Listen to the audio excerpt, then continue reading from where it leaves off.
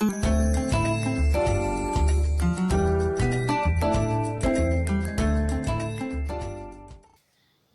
Linda Bem Tratada, de 1922, Mário de Andrade.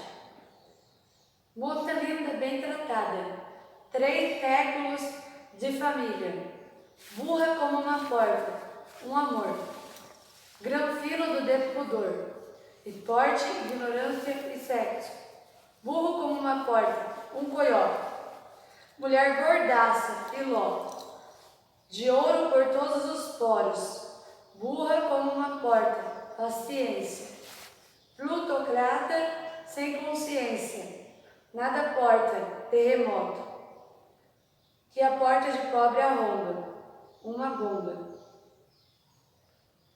Através do humor, o poeta enumera os defeitos da sociedade na qual vivia.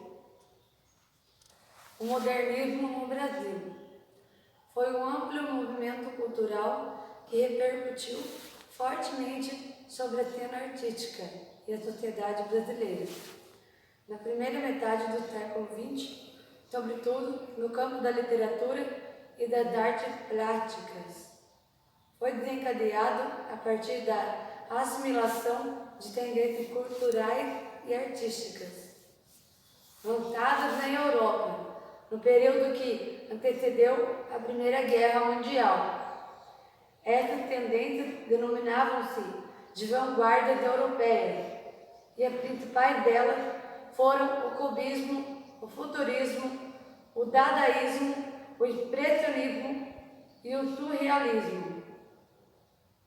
Essas novas linguagens modernas, trazidas pelos movimentos artísticos e literários europeus, foram sendo aos poucos assimilados pelo contexto artístico brasileiro, mas colocando em enfoque elementos da cultura do país, pois havia uma necessidade de valorização do que era nacional.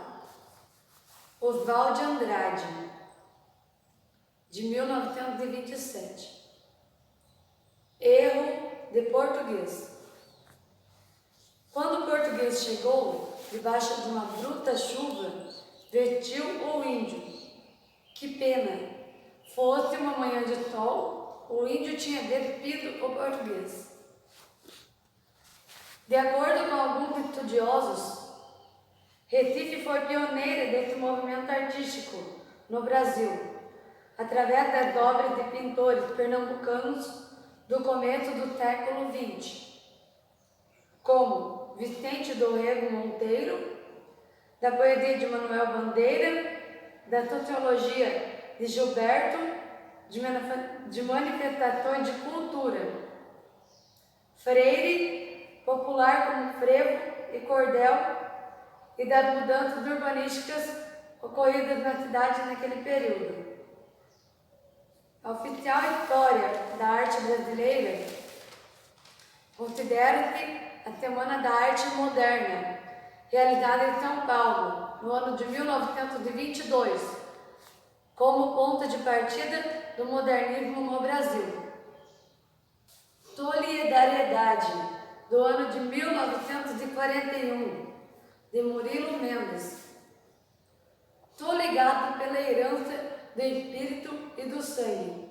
Ao martir, ao assassino, ao anarquista, tô ligado. Aos casais na terra e no ar, ao vendeiro da esquina, ao padre, ao mendigo, à mulher da vida, ao mecânico, ao poeta, ao soldado, ao santo e ao inimigo, construídos à minha imagem e semelhança.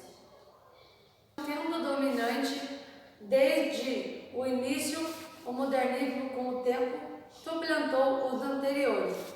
Eram ataques constantes ao passado, ao romantismo, ao realismo, ao parnasianismo.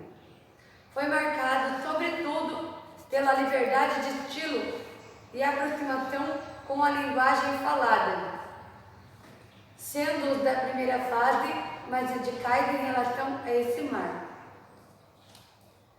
Didaticamente, divide-se o modernismo em 3 fases: A primeira, chamada heróica, foi a mais radical e fortemente oposta a tudo aquilo que foi anterior. Uma fase cheia de irreverência e escândalo.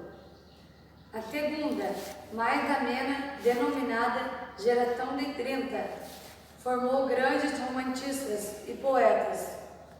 Uma fase marcada pela preocupação social e política e pelo regionalismo, destacando principalmente na prosa da região Nordeste.